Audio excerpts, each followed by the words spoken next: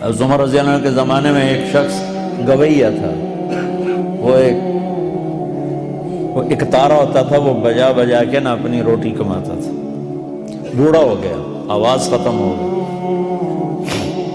فاقے آ گیا، تو گانا بجانا کوئی اچھا کام تو ہے نہیں، تو گیا جنت البقیع میں، تو کہنے لگا یا اللہ، جب آواز تھی تو لوگ سنتے تھے، روٹی بھی چلتی تھی، آواز گئی تو روٹی بھی گئی، اب اس بڑھاپے میں کہاں جاؤں، اللہ کو میرے رزق کا انتظام فرما، مجھے معاف فرما۔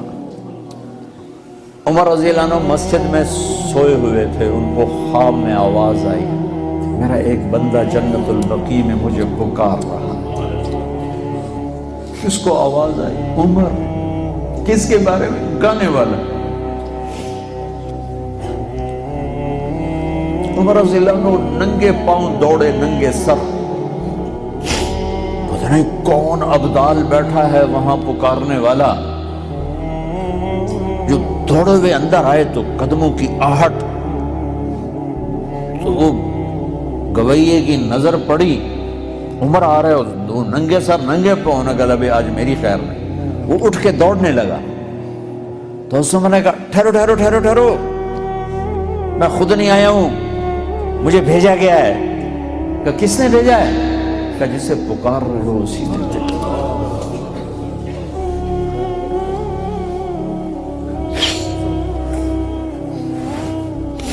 وہ بوڑھا بیٹھ گیا، کہنے لگا واہ میرے رب، ساری زندگی تیری نافرمانی کی، آج تجھے پکارا تو اپنے پیٹ کی خاطر پکارا، اور تو نے اتنا بڑا میرا اعزاز، اتنی بڑی مجھے عزت دی، اے اللہ مجھے معاف کر۔